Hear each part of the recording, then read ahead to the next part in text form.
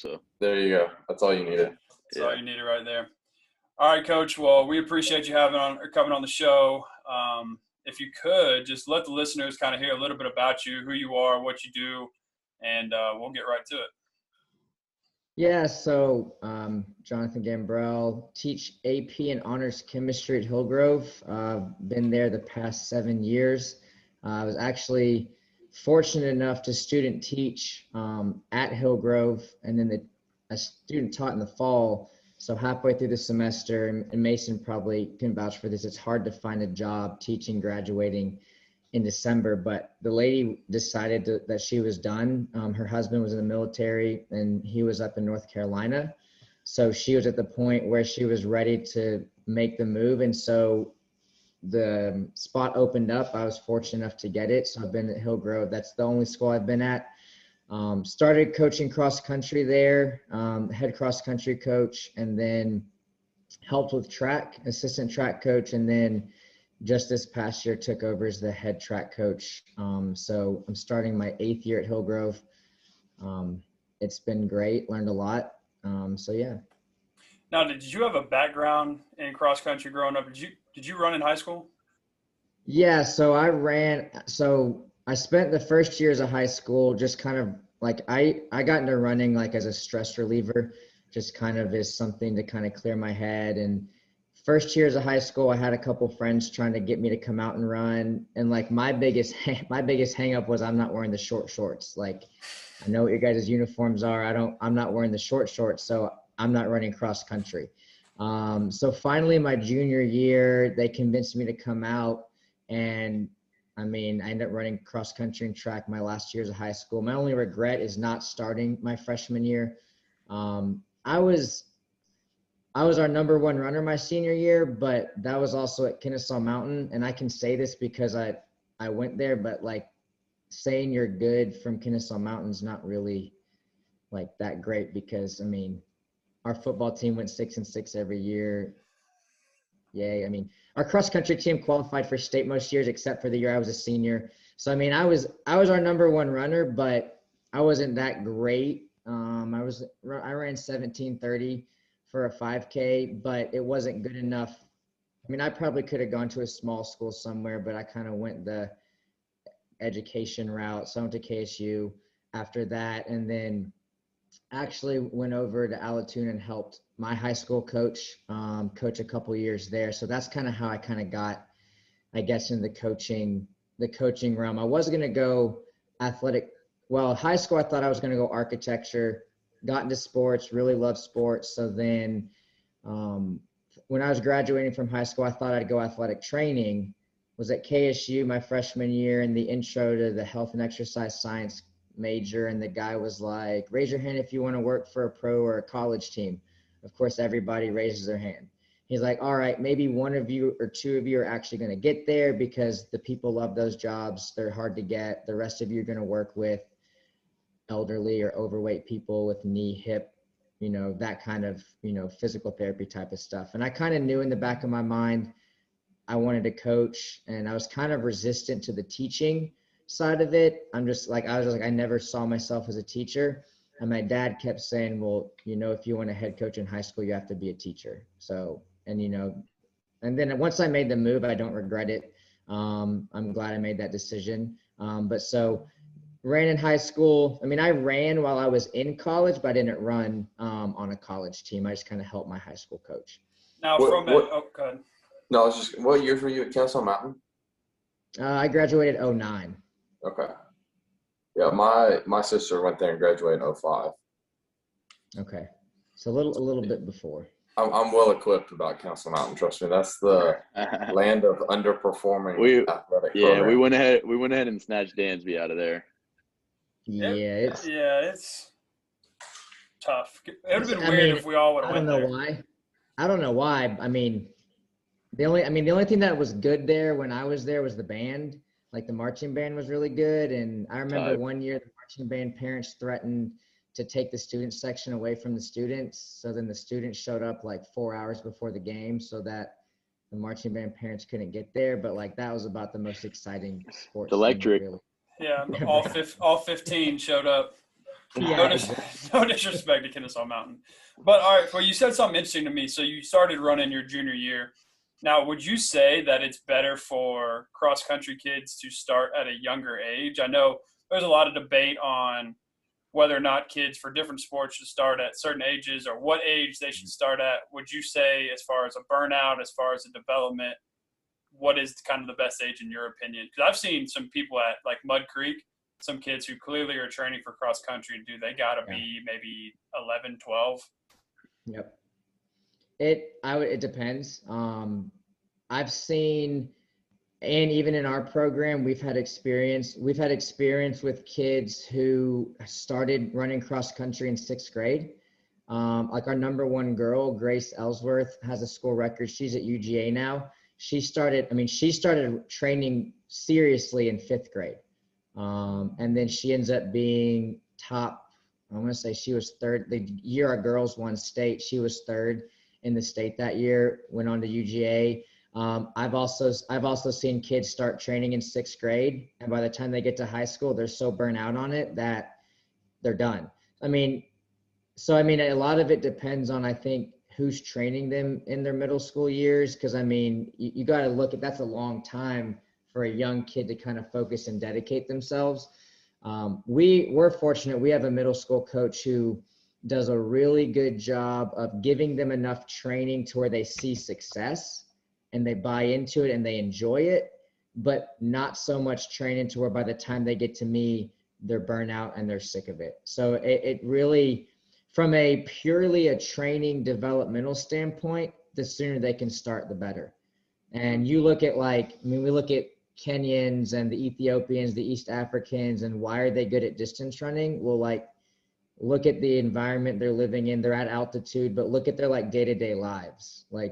They're not getting in a car driving to school. They're running 10 kilometers to get to school. Most people in the running world will know the name Edward Cheserek, but he went to the University of Oregon, was however many time national championship, running professionally now. But he tells the story where to come over from Kenya to get into an American school, he ran, there were bad floods. And so his dad was going to drive him to take the test, but there were bad floods and the cars couldn't get on the road. He ran, I want to say it was 20 or 25 miles to go take the test. He got there right before they started the test, took the test, and then ran home. But when you look at those, you can get into their lifestyle. You can get into their running for a lot more than just when these Kenyans go and win a marathon, it changes not just their life, but it changes the life of their village. They then take that money and they go back and build a school, they build a hospital, it changes more than just their life. So that's a whole different motivator. But the kids at a young age, they're already running, they're outside. And I think listening to previous, episodes of the podcast, I think you guys probably spent your childhood like me. I was outside all the time. We were playing pickup basketball. We were playing football. We were playing all that stuff outside. Whereas now I feel like kids are going home, playing video games. They're inside. They're not going outside. And so when you look from an athletic development standpoint, what are you doing during these years? Well, if we got kids who are training for cross country, that's going to be beneficial. But then if you burn them out and they don't care about it, they're not motivated by the time they get to high school, then it doesn't even matter at that point. How much is, when you're looking at not just the collegiate level, but when you're looking at the high school level, is cross country growing as a sport? We've had different people on here. We've talked soccer, we've talked women's sports, we've talked different stuff. Is cross country growing as a sport from not just a high school level, but to a college level too? I think that, I could be mistaken. I know there was some noise with the BYU girls. Didn't they just send 2 teams and they won 2 different titles, which is kind of crazy. Yeah. With COVID,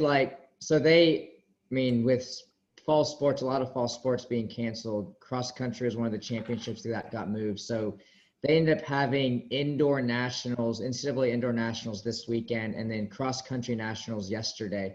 You had people run both, but BYU, yeah, they're women. So they won the DMR distance medley relay at indoor nationals. They won the one or two other events, but then they sent 7 different women to run the cross country national championships, and they just won nationals yesterday, which back last year, their women finished second. They almost won last year as well. I mean, when you look at cross country, you know, I guess cross country and track and field as a sport, like overall, I would say it's growing. Like when the National Federation puts out their participation numbers, like they're definitely going up. But when you look at the collegiate level, like you can find colleges that are cutting. Like cross country and track is one of the first sports to get cut. It's one of the easiest sports to cut. I mean, Clemson, there's a group trying to save the Clemson men's team because their AD came out and they're getting rid of their men's track and field program after this season. They say COVID-related issues. There's a group on Twitter that's trying to fight against it. There's actually 2 class action lawsuits about to be filed against Clemson for Title IX discrimination. So it's growing, but at the same time, like it's those that are in the know in the like track and field cross country world know that like our sport's on the chopping block because like we're a non-revenue sport. We don't bring in money and I mean, you look at college sports, football, like they run the show because they bring in the money. So cutting a non-revenue sport to save however many hundreds of thousands of dollars, there's been a lot of talk amongst the track and cross country coaches at the collegiate level. How can we change the sport so that it gives more like a win and a loss kind of thing to give more value or more relatability to the common person? Because most people, when they look at, oh, so-and-so just ran 13:30 for a 5K, your average fan of the college, that's not going to get them excited. Whereas if you say, hey, we went and raced them in a dual meet and we beat this school or this school, that may get people more bought in. So I would say at the high school level, it's definitely growing. And at the collegiate level, it is as well. But there's also a number of programs around the country that have been cut in the past few years and that are being cut this year or in danger of being cut in the next few years. And if a school like Clemson can cut their men's track team, it can happen anywhere. I mean, Clemson's budget, they got the money. It's not like it's Mississippi Valley State that we're talking about, you know. Yeah. Right.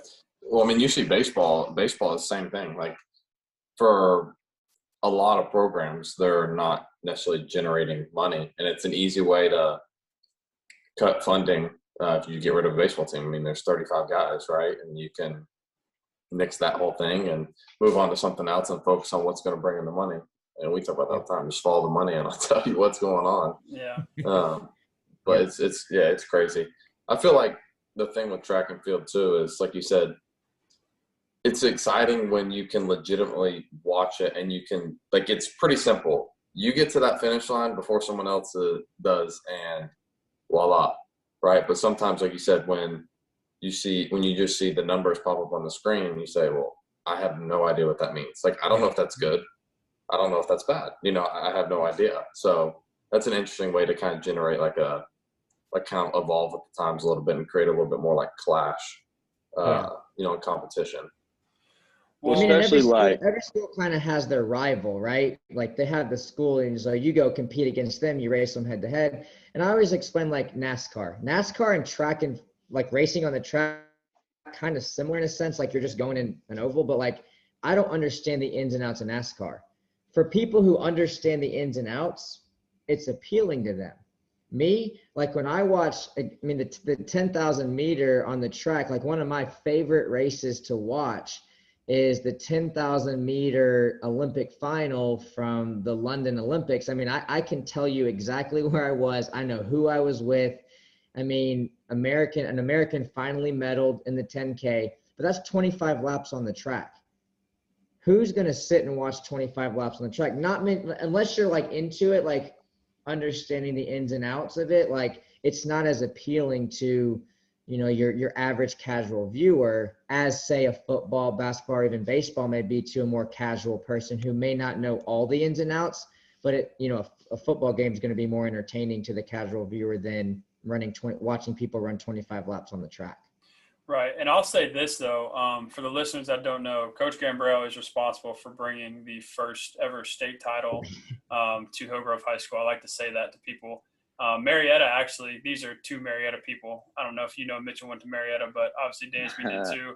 And I did. I was going to ask. I knew Dansby did, and I knew Macen, you did it. I wasn't sure where Mitchell. I was there.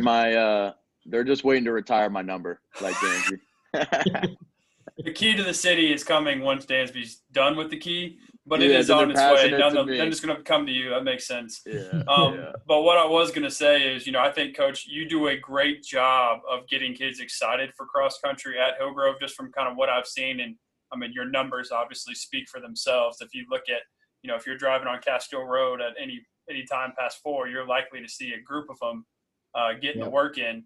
But the main reason we brought you on, or I wanted to bring you on, was you do a fantastic job of getting people to buy in. And I think a part of that is your branding, and kind of you did a great job, or are doing a great job of setting up your cross-country program to have key values and to look and to respect certain things, such as, consistency or effort or energy or whatever you may be. And you do a great job of hashtagging them and using all that on your social media.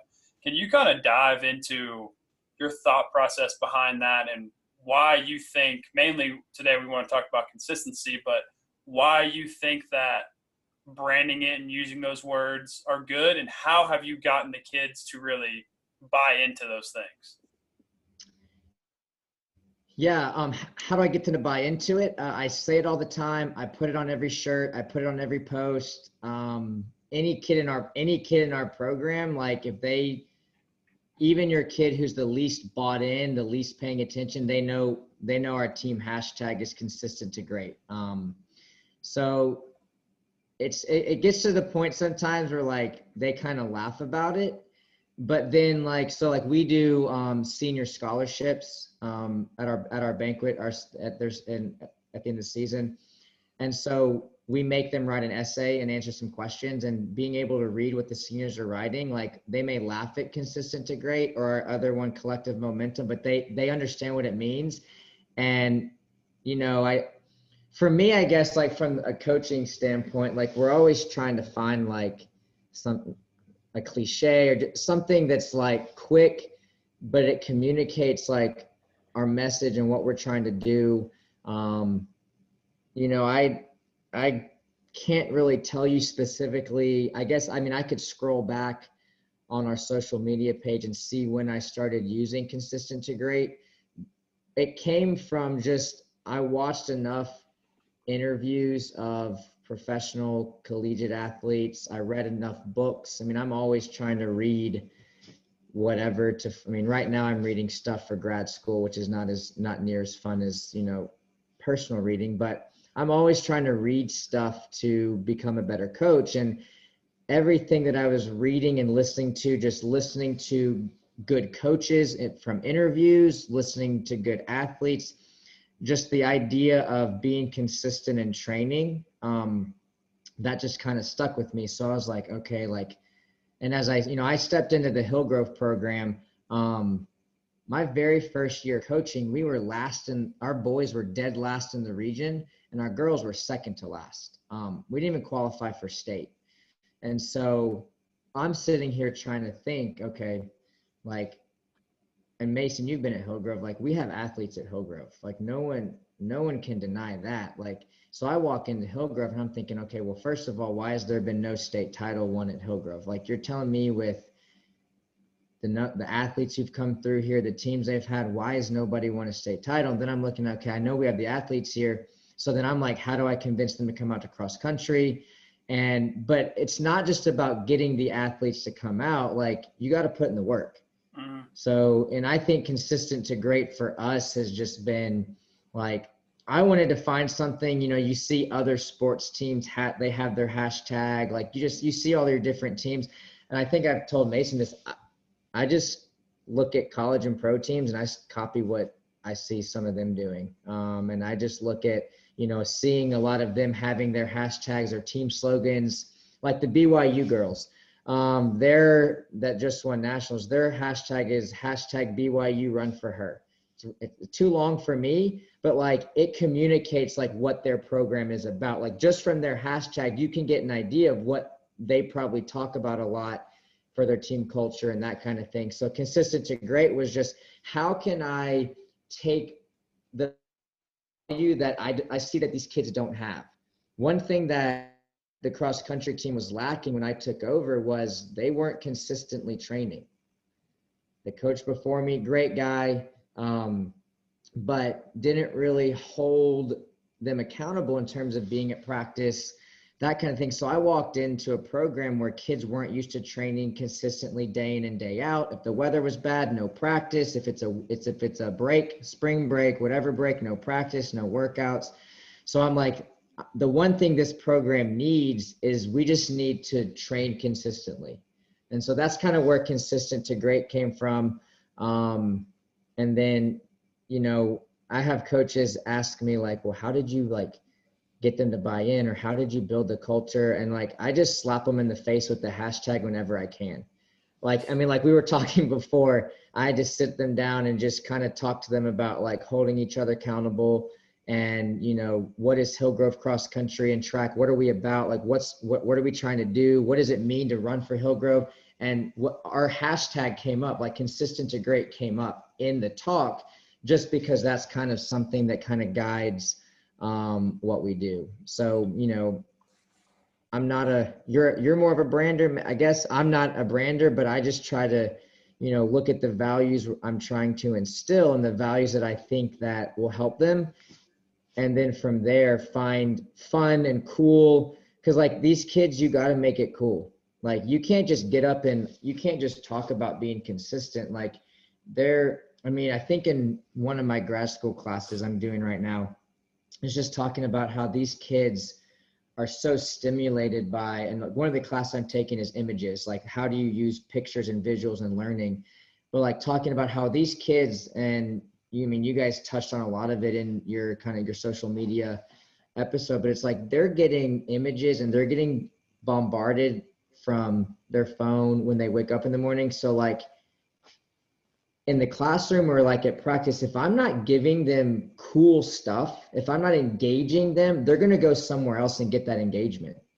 So like my thought, how can I engage them? Like, how can I draw them in? How can I make, as hard as it can be sometimes, how do I make running cross country look cool? I mean, how do I convince you that going out on a Saturday, waking up to get on a bus at 5 a.m. to then go run 3.1 miles as fast as you possibly can? Like, how do I make that look cool and sound fun? Again, to convince some of those athletes in the school that, hey, this is something I might want to try out. Have a cool hashtag, take your hashtag, put it on a cool graphic, put on a graphic where people look like they're having fun, maybe send them the subliminal messages or that kind of thing. I don't know if that answers your question or not. Yeah, for sure. And I think that one part of consistency that we need to touch on is we talked about this before the show, is there's kind of 3 underlying principles, and we'll take some time to go through them. And the first one is patience. And I actually want to talk to Dansby about this because I think part of being consistent is and we talk about this all the time, you have to be willing to accept a little bit of failure or maybe a little bit of stagnant movement. And part of that is patience, right? And so when you're trying to work at something, you may not see, like we always talk about getting 1% better. Well, maybe some days you don't, and that's okay. But I think, Dansby, you have this on like the largest scale possible, meaning people literally, like when you came to my work and watched me teach, like thousands of people do that to you every single day. And so how do you try to be patient with your consistency, with your process, when not only things are good, but when you're trying to, maybe tweak something or get in a groove?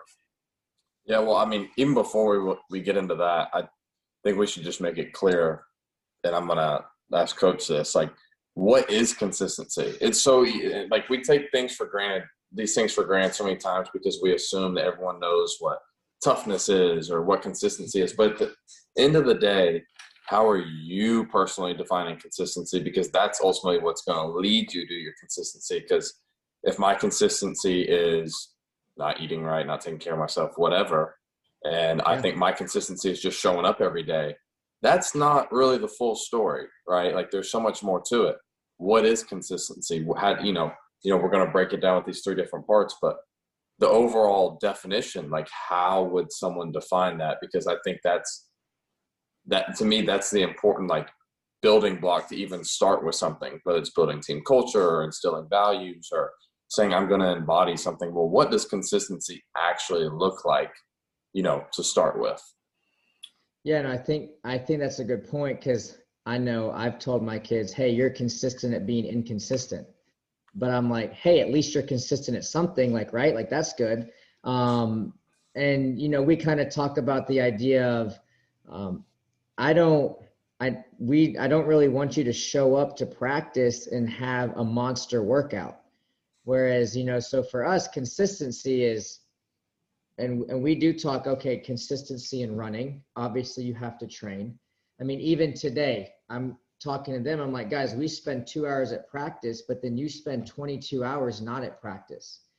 What do you think's more important, like the 2 hours you spend at practice or the 22 hours that you're not at practice? Then are you sleeping enough at night? Are you fueling properly? Like, and going through that. So when we talk consistency, it's consistency in, okay, so in running, are you getting your runs in every day? Are you Mondays for us is long run day. Wednesdays is a key workout. Fridays, if we don't have a race on Saturday, is a key workout. So are you skipping days?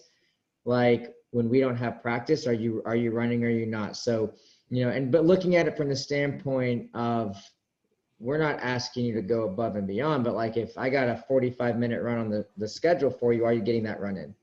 So are you showing up day in and day out? And I have to tell the kids, because like sometimes training can be boring, and we're running.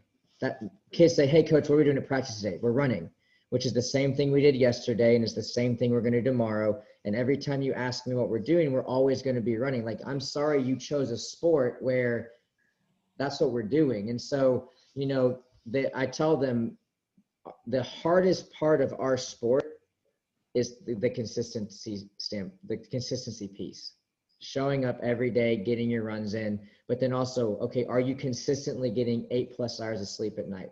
Are you consistently fueling your body properly? Are you eating what you need to eat? Are you consistently hydrating? Are you consistently, even getting into the mental side of it? Are you consistently negative? Are you consistently being positive? So, for us, consistency is the idea that, and I have kids all the time, your younger kids, oh, coach, I had a great workout today. I'm like, awesome. But guess what? It's not about one good day. And something like most of the kids, they'll hear me say it, they'll get tired of it, but I'm like, our sport is about taking one good day, turning it in, honestly, and not even a good day. We don't even have to have a good day, but one day that we did what we were supposed to, that turns into a week, that turns into a month, that turns into a year, that turns into 4 years. And that when you look back at the end of your high school career, you didn't have 25 amazing days where you had a great workout. You had 4 years worth of average days that when you look back on your high school career, you ended up being third in the state, or you ended up being, whatever state champ, that kind of thing. So I think it's a good point to define consistency, because you can be consistently going in the wrong direction as well. I think the thing that we preach, though, and I try to get my kids to understand, is that you don't have to be a rock star every day at practice, and you're not going to be a rock star. But it's also the idea that, hey, guess what? You're going to wake up one day and you're not going to want to get your run in. It's going to be raining outside. It's going to be cold. Your legs are a little more sore from the workout yesterday than you thought they would be, and it's just easier for you not to run. But that consistency is get out and get your run in. You may not cover your 5 miles as fast as you did last week on a recovery day, but guess what? Get it in. Just get it in, be consistent. On those bad days, put the work in, check the box off, be happy that you're healthy, and we'll move on and we'll have better days. So I think that's kind of for us how we define consistency. What's funny is we have a saying in baseball that Anybody can do it once. Like anybody can have a good day. Like that's just the law of averages. But what is your threshold for that? Is your law of averages below average? Is your law of averages above average? Because like I said, anybody can run into a homer. Anybody can run into making a good play. Can you do it again? Because that is where, the success truly lies. And so my dad wrote me this letter, and he sent me a picture of it. And this is exactly what we're talking about. I'm going to just read this part of it. He says, the start of the season is exciting. The end of the season is exciting. But the season is made in the mundane. The third Tuesday in July is mundane, but just as important as the first game of the season or the first game of the playoffs. Greatness is made in the mundane. Mastering the mundane, the ability to focus on the routine plays, the ability to compete when you don't feel right in the box is what makes the career. Leaders aren't built fast. You have been through the fire, you have been in the ditch and crawled out. You have proved that you're going to show up when things are hard, and that is what leaders do. And that literally goes to exactly what we're talking about, because consistency isn't on your best day. Consistency also isn't defined by your worst day. Consistency is defined by what happens on all the other days. And it's so easy for us to forget that, because at the same time too, the consistent part isn't necessarily the results. The consistent part is the work that you're putting into to get the results. And we often get really caught sideways with that, because yes, if you prepare consistently, that is going to lead to good results. However, there's no such thing as like a one little fix and like everything's okay, right? I may make a tweak with, my swing or approach or whatever, and I have a good day. But it's not just a fix all be all. There's not a magic pill, right? If there's a treatment plan for an injury, you don't just take something and it goes away. You see all the time, like for best results, do this consistently for a couple of weeks. You could take it and it goes away, but then you get popped in a drug test. Right. Right. But you know what I mean? The best stuff works because you do it over time, and it is accumulated over time, because we're trying to stack wins, right? Like you said, we're trying to stack good days together. If you stack good days together and all of a sudden that leads to a good week, all of a sudden leads to a good month, that's where you want to be. You don't want to just have a good day, which is why I said anybody can do it once. Right. But I guess going back to Macen asking about, we're starting with patience, and that's kind of leads right into it, right? Like you have to have some conviction and belief in this plan that you have put forth, right? It's like I said, the first day is exciting. People buy into the plan. Well, do you buy into that plan every day? Because if you're doing it every day, that's going to lead to you performing your best in whatever it is that you're doing, sports, school, you name it. But with that comes, like you said, the patience, because I may be okay that first day. Okay. The next day I might not get exactly what I want, but I know that my prep work is going to lead me, to whatever is going to happen in the game. I was actually talking to a guy on the team about it today. I said, dude, your swing is awesome. Your BP is great. Your cage work, I've watched you for the last week or two, has been great. Now you just got to go perform. Throw all out the window. Now just go play and trust the work that you've been putting in is going to lead to that success down the road, because I don't want to sell my soul to have a great 100 at-bats. I want to put myself in position to succeed over 500 at-bats. I mean, I play 162 games a year. I have to do what is good for me to be successful over the long haul, not for, I'm going to do what I can to be good tonight. You're going to do what you need to do. However, if I'm doing what's right and what works for me over the course of a full season, I'm going to be really good, right? That's the thought process, and that's where the patience comes in. But with that patience, you have to be really, really wise in understanding what it is that you're trying to accomplish, because consistency, a vision with no direction is just a dream, right? But when you have a vision and a goal to get there, that's actually like planning. You know what I mean? Like that can actually become reality. And so many times, like I said, we see like, yeah, I want to be this.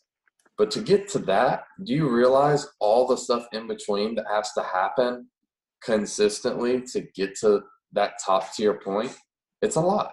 It is a lot. You know, it truly is. And that's where, like I said, I didn't become Messi. He always says, like, I didn't become an overnight success. It took 17 years to become an overnight success, you know? but that's not sexy anymore in culture. That's not sexy. Because, you know, you want to show people you're doing this, you're doing that. Now, but I'll tell you, what is sexy is when you're 50 and you're balling and everybody else is still working, you know, away. And it's like, well, I just did all that work that you're doing now. I did that the last 20 years and I'm sitting in this spot. Whereas, you know, you're kind of wondering what's going on when you're 50 and I'm chilling retired or whatever it may be. Right. It's much cooler to work consistently over time and get to a certain point as opposed to continuously searching for that point and never really getting there. Yeah. Well, I think like when you look at like patience, I have this conversation with kids all the time, but like, so adding a little bit of layer to what Dansby was saying, like, what if you put in the work consistently, and what if you don't get the results that you think you deserve, right? You deserve to get, because these kids, Macen, you probably deal with all the time. These kids think that for whatever reason, if I put in the work, I deserve an A in the class. If I put in the work, and so it's like, and I tell my kids all the time, well, you're not guaranteed the results just because you put in the work. And like, how do you know that you're guaranteed the results now or in 6 months or in 1 year? And one thing, it may even be on our Twitter bio for the team, but it's this is on the Twitter bio, so there we have a different quote, but I always tell the kids, everybody wants to be great, but not everybody's willing to put in the work that it takes to be great. Everybody wants to win a state title. Go ask anybody, or national championship, World Series, whatever you want to win. If you're in athletics and coaching, you want to reach that level. If you don't, then you need to get out. But like, everybody wants to reach that level, but not everybody wants to put in the work it takes. And like we were talking before, what is the work that it takes? Well, sometimes it means on the Friday before a break. So like spring break, that Friday before, you know, school's out, who's on the track? Probably the cross country or the track team. Is there anybody else out there? Maybe, but most of the times not. And I say all the time, like, there's no secret. And, you know, it took us 7 years to win a state title. What if I gave up after 4? You know what I mean? So like, what if I didn't get where I wanted to get after 4 years? And so, and I think, Macen, going back to the branding, me as the coach, I've got to believe it and live it first. If I'm not doing that, then how can I expect the kids to buy into it? But if I'm doing that, then they're going to buy in. But I think the patience goes to, hey, kids, you're not, just because you put in the work, your friend may be getting faster. Mm-hmm. And it's hard for kids, right? They play like that comparison game. Well, you know, my best friend, they just PR'd by 30 seconds, but I only PR'd by 10 seconds. But man, I put in more work than them, coach. What's going on? I'm like, you're not guaranteed. And I tell them, like, if you put in the work consistently over time, your time will come. But the problem is a lot of people will give up. And I think this goes not just in sports, but take your career, take school, whatever it might be. A lot of people give up before they reach that end point. You know, I guess being a podcast, visuals don't work well, but I have a picture and I'll carry it around in my backpack, but it's of a guy who's digging for a diamond. Yes. I was just going to say right this. There. He's right there. He's right there. And he turns around. Right there, right? Yeah. He turns around. I'm like, how do you not know if you were 3 days away from that breakthrough you're wanting and you just gave up and now you're never going to get there? So I think patience goes to the, hey, stay consistent even when the results aren't going your way, or even, again, but we live in this mindset of I deserve this in 6 months if I put in the work. Right. And I got a couple things here. And so I got something, a stat. Once again, Macen's back with the numbers. Macen and his numbers, Because that's what I do. And I bring the people what they want. And the people want numbers. So I got a study here, little drum roll, little suspense. 92% of people who set New Year's Eve goals, whatever they are, do not achieve them. All right. 8% that set those goals actually achieve them, which we've already gone into goal setting, obtainable, specific, that kind of thing. But it's interesting because it's exactly what you talk about when you're talking about, well, my friend PR'd by 30 seconds and I only PR'd by 10. You still PR'd by 10. I was gonna say you still PR. Like, what the hell are you complaining about? Like, you just beat your personal record by 10 seconds. You accomplished your goal. Like, you're getting better. Like, no, I'm not gonna, I'm working out or whatever. I'm not gonna step on the scale and drop 12 pounds in a day, or else I'd probably die. That's not gonna happen.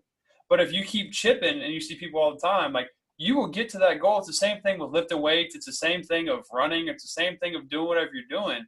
You have got to consistently chip to when you get there. And then the problem is you compare your success to other people's success.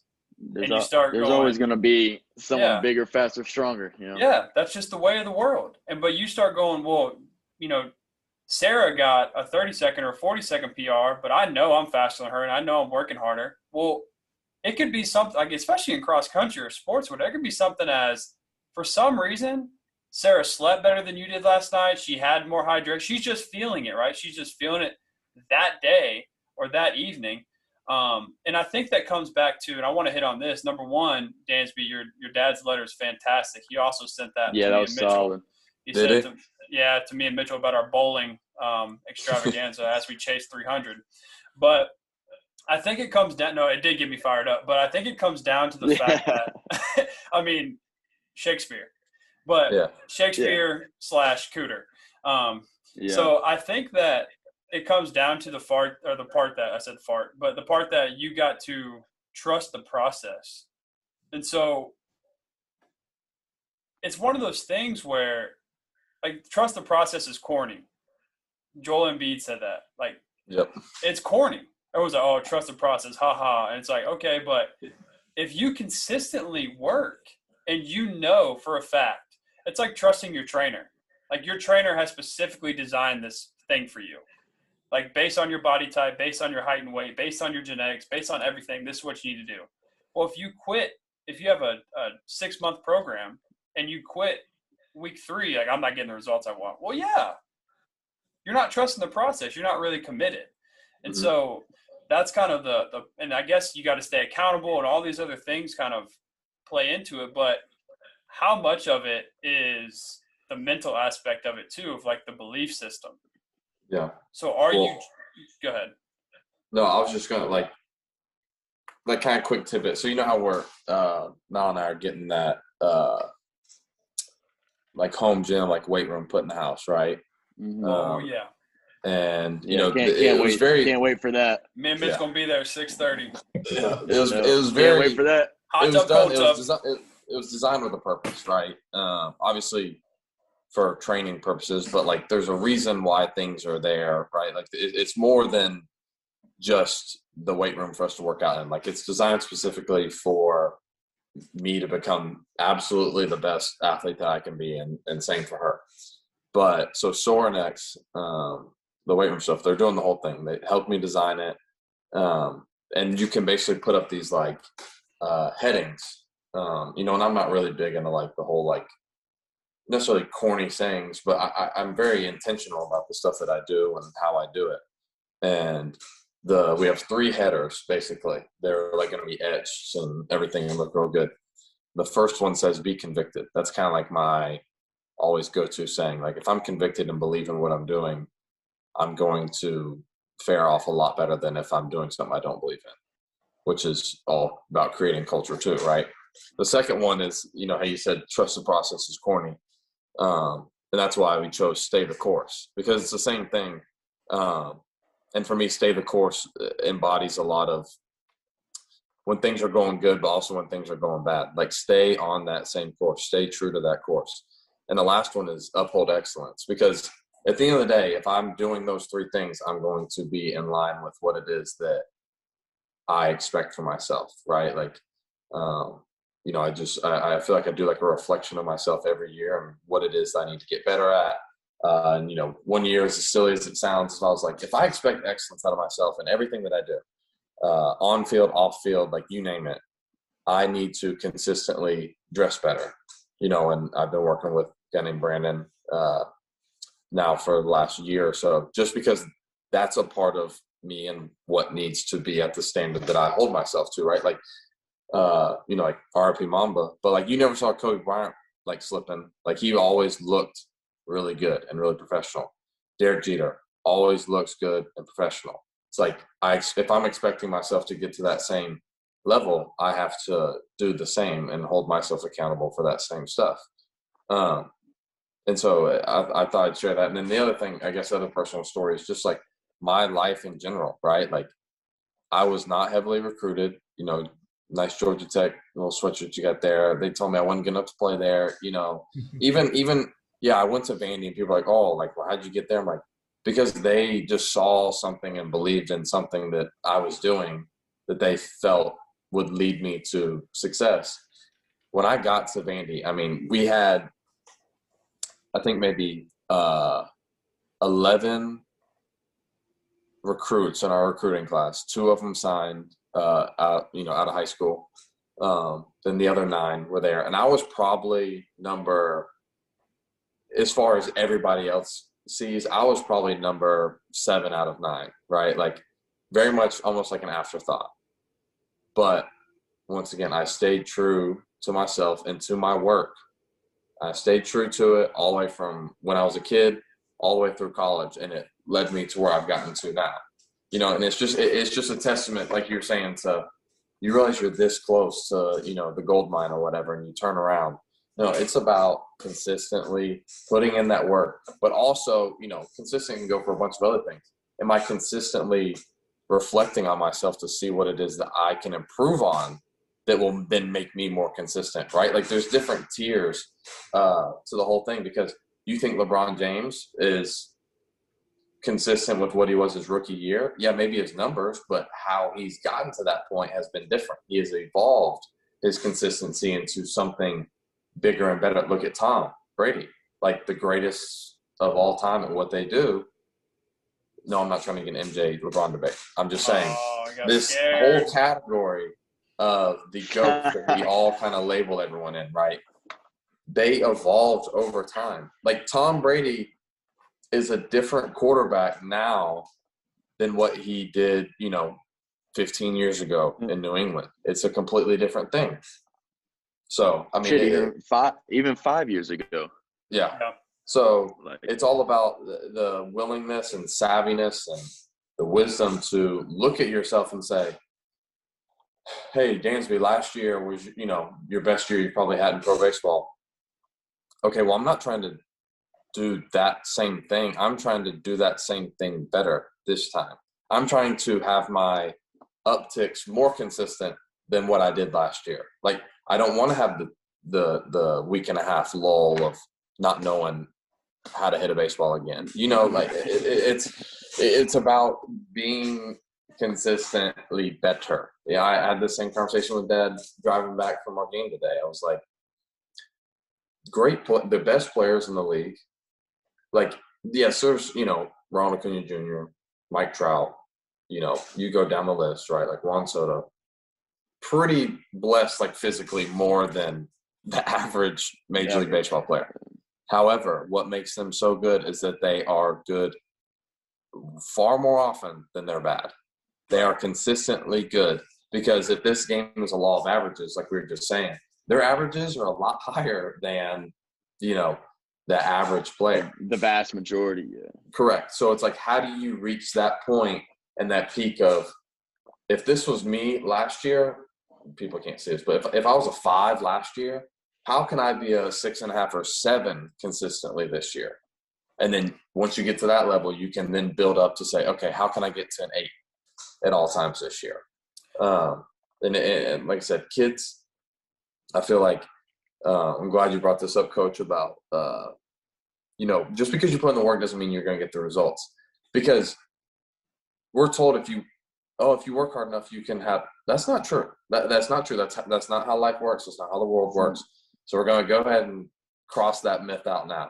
However, you can't even remotely get to the results until you work. That's the first step. However, let's say you work and you don't get the results. What do?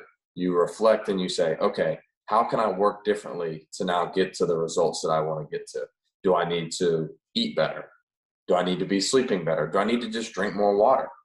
You know, and even now, like, it gets as little as like, am I drinking the right water? You know, like, I mean, I'm big into that stuff. You know, it's like, okay, I'm eating good, but am I actually eating good for me? Like, all the time I'm sitting here thinking, well, almond butter is better than, you know, peanut butter for you, this and that. It's like, well, maybe not for you personally, you know, like, oh, cauliflower is healthy, but hey, my body actually doesn't, you know, process cauliflower as good as it does this other vegetable. So maybe I need to incorporate that more. Whatever.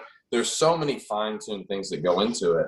And I think that's the adjustment process that has to take place every year too, when you want to consistently get better. And I feel like that helps keep kids and programs engaged more, because it's, yes, you're consistent at doing the same stuff all the time, but there's also tweaks here and there of what you believe is going to allow, you know, give kids the luxury of being even better than what they were before.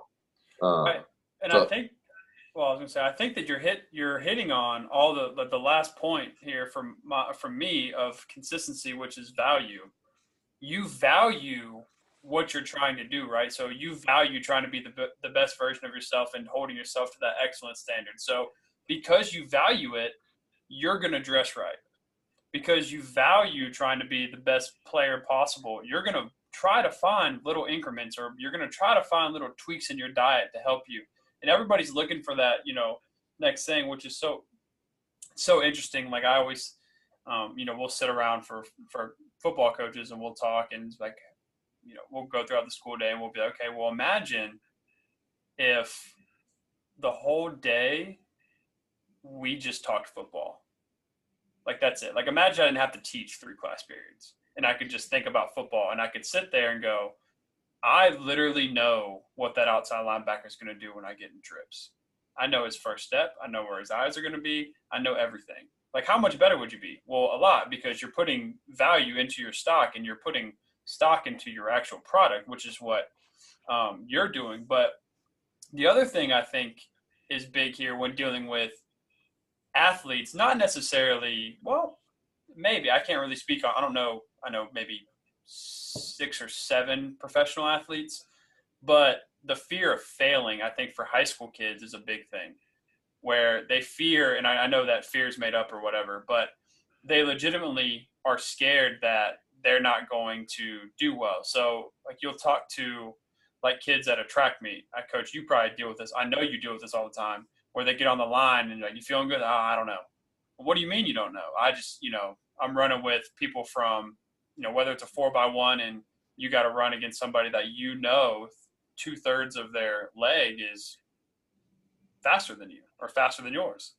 Well, there's so many things that if you get up on the block and you're already thinking, no shot, I'm slower than they are. Well, you don't have a shot. Like, your belief in you're gone. And so what do you how do you deal with kids on the fear of, I don't know if they even, I guess they have to have it in cross country or track or whatever, of, yeah, I just don't know if I can compete with this person. Yeah, I mean, deal with it on the track, deal with it in the classroom, but, like, at what point in society, or what point in raising kids or whatever, at what point have we taught them that failure is a bad thing? And, you know, we look in school, failing a test is bad. And I teach AP Chem. So got the nerds, got the smart kids, but guess what? I also deal with the smart kids who AP Chem has been the first class that challenges them, and it's the first class that they fail a test. My kid in running, I mean, I'm preaching all the time. Like, I feel like as a coach, like, I'm trying to undo a lot of these bad habits and things that they have been taught in their upbringing, in order to get them to the point where they can compete at the highest level for them possible. And, you know, I think it's a different podcast for a different day on what does it take to compete at a high level. But if you're competing, like, if you're afraid, like, you're not going to compete as well as you could. But why are you afraid? Are you afraid because you know you didn't consistently put in the work you were supposed to? right? So then I'm always talking to them. I'm like, what do you mean? Like, and in cross country or track, the kids are always, at least in distance running, they're afraid they're going to die at the end of a race. They're afraid they're not going to be able to finish the race, right? And so like, I'm talking all the time, especially with the younger kids on, hey, you know, we call it the JV kick. And Macen, you can probably, you've seen this at track meets, but you see the kid who in the 1600, 4 laps on the track, they jog 3 laps, 3.5 laps, and then out of nowhere on the last lap, they're the fastest kid on the track. And it's like, well, they sandbagged or they were afraid they were going to die. But I tell them, look, this is how we get better. You got to push your limits. If you never push your limits to failure, you never know where that threshold is. I mean, even this past weekend, we have some decent sophomore boys that I'm trying to teach how to race and how to, you know, push themselves.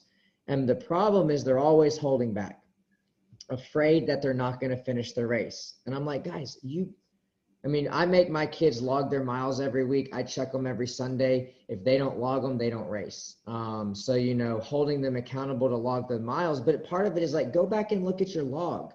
Go back and look at all summer. Go back and look at the season. Like that should build your confidence. So you shouldn't be afraid. But it's like, and like what point have we taught kids that failure is bad? I mean, failing a test, that's not bad. Failing 2 tests, okay. Failing 3 tests, now you're probably going to fail my class. That's bad. But like I preach all the time to them. Let's use failure as a way to learn. You failed that quiz. Okay, well, guess what? Let's look at that from a positive angle. You know exactly what you need to study so that you don't fail the test. Or in running, hey, you just went out the first 800 of your 1600, you went out way too fast. But guess what? Now we know what is too fast. But again, if you're never pushing the limits, you're never testing yourself, like you never experience that failure. I mean, look, you're talking, again, my first year coaching, we were dead last in the region. Girls were second to last. Boys were dead last. And I had in there and look at kids that thought they were going to make it to state that didn't. And I'll tell you, that was the turning point. That failure was a big turning point in our program because I saw kids get serious because they didn't want to experience that again.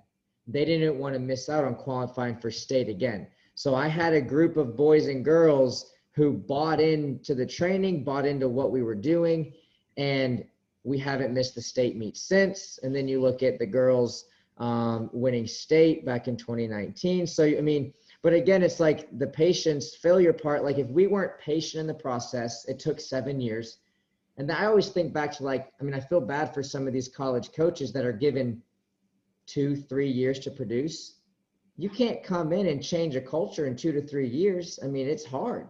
I mean, I'm a measly old, cross country coach, right? Like not many people care about cross country, but like, I think a lot of the principles are still the same, but it takes time and people fail and they give up. But I mean, I don't know. I just wonder at what point have we taught kids that failure is a bad thing?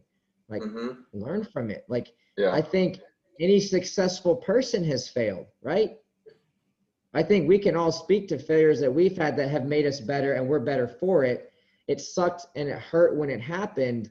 But in hindsight, we wouldn't be where we are today. We wouldn't be the people we are today if we hadn't gone through that and learned how to pick ourselves up and keep moving on. I talk to kids all the time.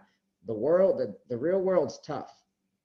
You're going to fail. There's winners and there's losers. And I even said this to my AP kids today. There's winners and there's losers. And guess what? Not everybody can be a winner. It doesn't matter how much work you put in. You're going to fail at some point in life. But learn the lessons now. Learn the values of being consistent now so that when you go in your job or with your family, and I think the consistent to great mentality applies, family, your faith, like your walk. I mean, I've listened to your guys' podcast and know like God's not like a taboo thing to mention on here, but like your walk with God, like or your relationship with someone, like that relationship will not develop without consistency. You just like your significant others, Macen just got engaged, congratulations. But like, you don't just say, hey, on Sunday and then never talk to them again. and expect that relationship to grow. So, I mean, I think that consistent thing, it feeds into so many, and that's what I try to teach the kids. Guys, this is going to help you in so many aspects of your life that you don't even realize right now. Yeah, I think go ahead, Mitch. I was just going to say, Dansby says it all the time about, baseball being a failure sport. I mean, if Dansby fails 7 out of 10 times, Hall of Fame. Boy might be in the Hall of Fame. And get some racks. Yeah, you get paid. And like I said, this could be a whole nother conversation, but since you brought it up, like the whole failure piece is so interesting. So at what point did we teach our kids that failing was a bad thing? I say, since when did we learn that the cardinal sin in hitting was like striking out looking, because I think the answer lies in the fact that we are scared / embarrassed of what other people are going to think if we fail. It's not always the selfish, like about ourselves. What are we going to think of ourselves? It's about what is my classmate going to think when they ask me what I got on this test and I got a 62. And that's embarrassing. And we don't want to go through that because we don't want to feel that shame. But the way that I flipped it now was, who cares? Like, literally, who cares? If I swing at a pitch and fall down the box and my helmet flies off, at the end of the day, that's one pitch. And they still have 2 more to get, I still got 2 more. Right. Well, it's one pitch, but it's one pitch, but it's probably a meme forever. Yeah, like, who cares? I think it's already happened, bro. At the end of the day, like, my success isn't going to be defined about what other people are thinking anyways. And kids, they're so ingrained now to think that it's all about what other people think. And I'm here to tell people it literally matters what anybody else thinks. And I'm not saying like, oh, your parents, this and that. I'm saying your average run-of-the-mill Joe that's sitting right next to you, it does not matter what they think, because all that matters is your truth that you like to live in through the person that made you. Plain and simple. Man, it's the famous quote when LeBron lost the finals on the Heat. Who did they lose to? The Mavericks. Yeah. Dirk got him one. And he's sitting there. He's in a gray suit. And they're asking him, what are you going to do now? Everybody said you failed. And he looks dead at the camera.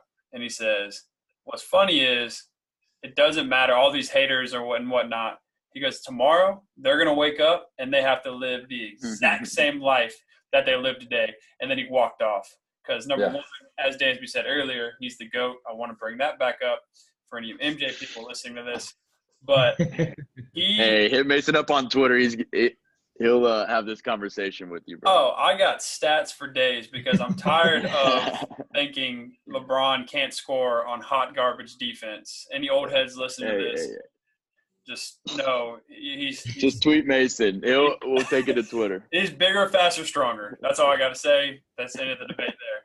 But no, it's Coach, you raised such good points, and to kind of wrap it up here, you got to be consistent in what you're doing. It doesn't matter what you're trying to do. Like if you're trying to read every night before you go to bed, well, if you read 2 nights out of the 7, well, you're not being consistent. You're trying to get more sleep, but you're going to bed at, like Mitchell and I, before we got on here, he was saying he had a Macen day. My guy was up at 6:30 trying to get an early lift in. That's my dog, but he's tired now. But tired. I was the same way this morning. I was exhausted. Well, that's because last night I went to bed at 11:45. I wasn't consistent. Preach. The night before that, I went to bed at 10, was asleep by 10 like a baby turtle. And when I woke up, I woke up before my alarm. Why? Because my body's used to getting that amount of sleep. So when I woke up, I was ready to go. I wasn't sluggish. I felt good. I could have probably not drinking a coffee and gone in the morning and gone. But here's the one quote that I'm going to leave y'all with, though. And my sister actually told me this, and I wouldn't say it like changed my life or world, but it's something that's always interesting to bring up. Is she would always say, if you say yes to something, you're saying no to something else. And that kind of like, not blew me away a little bit, but it's like, if I'm saying yes to, let's just say this extra cookie I shouldn't be eating, which, hey, Yo, I've been good down here. Like, I've been good. No, You haven't had any? I don't believe good. that for one. I've I been don't good believe with the that for 1 sweets. second. I've been good with the Nancy sweets. was down there a couple weeks ago. I mean, Mal's I'm been not saying down I don't there. have a few slip-ups. I'm just saying I've been good. But if I'm saying yes to this, I'm ultimately saying no to something else, right? Like, or the easier example would be, if I'm saying yes to, this Tito's and water, I'm ultimately saying no to some water that's going to help actually hydrate me for tomorrow's hot game or whatever it may be, right? Like, or if I'm saying yes to this late night movie instead of going to sleep, then I'm saying no to sleep. And now all of a sudden you compile all these things on top of each other. And it's hard for me to be consistent the next day because I didn't even do the necessary steps to be able to be consistent. And yes, we have our slip-ups, and I understand moderation is key and all that. But I think at some point we got to understand that if I'm saying yes to, X, Y, and Z, I may be saying no to the things that are actually more important in my life. And the more we can line up with what's important and what our yeses are, then, like, that's how you really start going straight up. You know what I mean? Like, that's how you start climbing at a lot quicker rate. I was going to say, it's that conversation with yourself of what you do deem it as the most important things, right? Yep. And then how do you achieve those things? Absolutely. Well, Coach, we Well, appreciate you coming on. Oh, go ahead. Well, yeah, no, I was going to say, I think part of, this is what Dansby was talking about earlier, but, not to get too deep, but, I think a big problem with the failure part of it is kids, kind of background. My dad, I grew up in church. My dad was a pastor. But, the problem is with the kids they care too much about what other people think, but, they're losing where their identity is really wrapped up in, right? We're supposed to find our identity in Christ and who he defines us as. And when you live your life from that perspective, it's freeing, and you can be more confident in what you're doing, and you're not worried about failure necessarily because you're not worried about what people think, because you're a son, you're a daughter of the King, and he says, he already said who you are. And so that's all that matters. And so then you go out and you're not worried, but where are kids getting that? Where are kids, where are they finding their identity? They're not finding it there. And so you look at the failure piece, and then they fail, and then the failure then leads them to not being consistent. And, it's kind of like a vicious, never ending cycle that we're always trying to grab the kids, putting them back on the path and kind of redirecting them. So. Yeah, that's a good point. Especially when you don't, and we talk about that of, finding who you are and what's your purpose, right? And all of us, our purpose is to glorify him and to spread his word. And then what we do stems from that directly only because he's put you in a position, God crafted Dansby to be a professional baseball player and to have the outlet he does. God crafted us to be teachers and coaches. God crafted Mitchell to be creative and to touch people in a positive light. He has a specific purpose for everybody. And that's when I go back to telling people, when I give my testimony or whatever, and they say, what was it like when you gave your life to Christ? And I always tell people, I'm free. There's no other worry. What do I have to be worried about? Because, and that's and I think we talk about this all the time, and I know you've heard it, and the people who listen to this every couple of weeks hear it. Mitchell is great about that. Mitchell's great on, hey, it is what it is. Let's look at a positive light and let's keep going. And that's how you have to look at it, because even if you fail at getting your PR, you don't PR like you were able to run today. Yep. You're able to compete. You're able to be a part of something that's bigger than yourself. Facts. So always keep going. Always, just keep going and just keep pushing, because your book's already written. It's just your job to go in the avenues that you think he's pushing you in, and go in the way that is going to make, you available to spread his word the most, and his actions, which is through love and hope and all of that. So, spoiler alert, God wins in the end. So sorry if you haven't read Revelation, but spoiler alert, God wins. So, hey, you got nothing to worry about, because God wins in the end. Process. So, go be you, go be who created you to be, and be confident in that. Yes. So once you're confident, then you'll be free. And if you're free, you're going to end up competing and performing better. That's Yep. all. Amen. So, but Coach, we appreciate you. Yeah, I appreciate you, I Coach. appreciate it. I knew you were going to be a good one from the jump, especially because you're a dedicated fan. I was worried with the tech jacket on, but it's gonna be all right. We made it through. Hey man, AC